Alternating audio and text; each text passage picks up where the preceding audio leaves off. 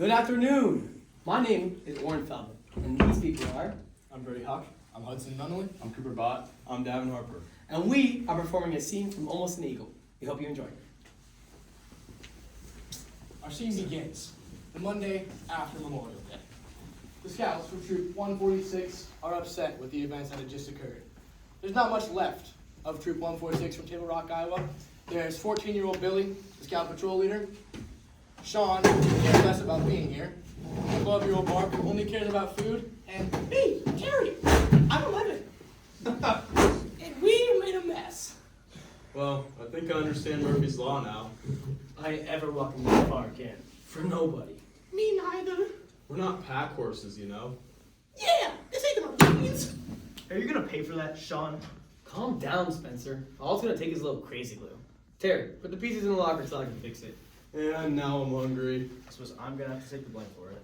Well, you are patrol leader. What'd you trip me for? How is that supposed to know you'd fall? Nothing particular. You're ugly too, if you want a second opinion. Don't you think that we owed him more? Hey, we did all right. The one thing he wanted was for us to look smart today. He's got enough to worry about without us laying him down. It's not really our problem. I really do not think we should discuss this right now. He's the only one keeping us together. I think we should help him a little. We're not overachievers, Spencer. Yeah, and we're not scouts. Look at us, we're a bunch of misfits. My God, you are so dramatic. We did the best we could under the circumstances. Today was not supposed to be funny. It wasn't supposed to be a death march either. It was agony. You know, you can't always blame me for everything. How can you be so stupid, Sean? Hey, how did the fat thing? You probably got a big mouth and nothing to back it up. So just get off my back. Hey, we all messed up today. You should have been paying attention to what you were doing. People weren't even watching us anyway. So just shut up about it. I had a good time. You guys? Yeah, I suppose. Yeah, we gave it our best shot. Nothing's perfect in this world. Some things we just have to face. It's not our problem. I just ate the wrong breakfast. Yeah, let's just forget about it. Yeah. Hey, what do you think you're doing? I'm thirsty. Put it down. Can we go to the wagon wheel and get some French fries?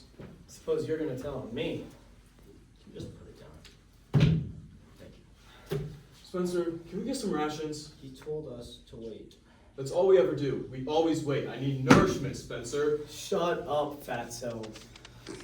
I'd give my life for a hamburger. This waiting is driving me nuts. Where is he? It's probably back lying in a ditch by the cemetery. Who the hell wants to starve to death in Table Rock, Iowa? Everybody, act natural. I want to go home. I want to go home. I want to go home. Where you been, Mr. Baldwin? What? We've been waiting again. Well, I'm sorry. Russell Haley wanted to talk to me about corn futures and such. I couldn't pass that opportunity up, right? Hey, where were your parents? My dad's got a bad cold. And your mother? Her eyes swollen shut. She had an accident. She ran into a door. And what about your parents? They were busy. These didn't go so smooth today, did they? Nope. No, they did not. You know, if the parents hadn't shown up to watch those Neanderthals in the band, I don't think anybody at all would have shown up. And then, as the long-awaited icing on that beautiful cake, there was Troop 146 and former Marine Corps Sergeant Walter Baldwin. What were you monkeys doing out there anyway? We looked a bit confused, didn't we? Confused? Confused ain't the word. That was utter pandemonium. We were okay. Up until the cemetery. We died when we got there, though. I'd say it's about time you boys heard from the Marine Corps and me. I'd say it's high time. Line your cheeks up there at attention. Now, gentlemen, on a scale of 1 to 10, I've been looking at zeros all morning long. Yes, sir. Were you morons trying to make me look bad out there? Yes, sir. Well, it certainly looked that way. Spencer, would you mind telling me why you dropped the American flag? The first time? What is this, multiple choice? How many times did you drop it? Twice, sir. And did you mean to drop it in the middle of taps? No, sir. My arms were strong enough, and they got tired. Tired? KSS stuff, tired. A scout's arms do not get tired, not until he has completed his scoutly duties. I'm sorry, Colonel. Dropping the American flag. It's just not done. I apologize. As patrol leader, you have a responsibility to hold firm and set a good example for these other rejects. You want me to resign? You mean quit? Yes, sir. On the contrary, Spencer, what you are going to do is start improving yourself. Build those arms up. Push-ups, chin-ups, lift things. Yes, sir. Any questions? No, sir. All right. Mr. Haley. Mr. Haley, would you mind telling me what was so very funny about today's proceedings? Nothing, sir. Nothing? Nothing, he tells me. There's nothing funny about a ceremony honoring our nation's dead. What's the matter with you, Sean? A couple of years ago, you were one of our finest scouts, getting those merit badges like they were handing them out left and right. Why is the whole thing a big joke all of a sudden? This is stupid. Stupid. Then why do you bother to come? My dad makes me. Well, I'd say while you're here, you ought to take advantage of the opportunity to improve yourself. You should talk. Hey, don't talk back to me, Sean. Now fall in. Lillard, you pea-brained little butterball. Of all the days of the year, why did you pick this one to throw up all over your uniform? I got nauseous, sir. Nauseous? Nauseous from what? Something I ate. Do you always toss your cookies up at solemn events? No, sir. And was this a one-time event, or can people expect this kind of spectacle every year? I think I got out of my system, sir. Why didn't you go behind a gravestone? Or a tree? I didn't know what to do with the troop flag. So you used it to clean yourself up? Not a good idea, was it? Lillard, I want you to promise me something. I promise. Promise me you'll get your act together. I decided to go on a diet tomorrow. It's a good idea, Factor. Mr. Matthews! Mr. Matthews, you have the unenviable distinction of being the final crushing blow. Now, I know some things cannot be foreseen.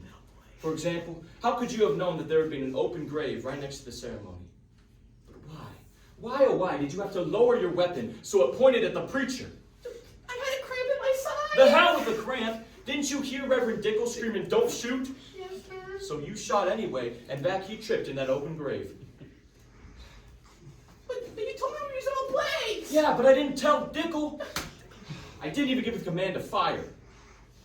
My finger slipped. A scout's fingers never slips.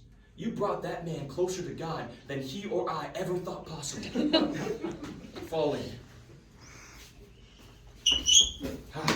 Gentlemen, I won't call today a complete disaster. It was worse than that. But you men were there to present the colors. I respect you for that. At ease. What's wrong? Everything!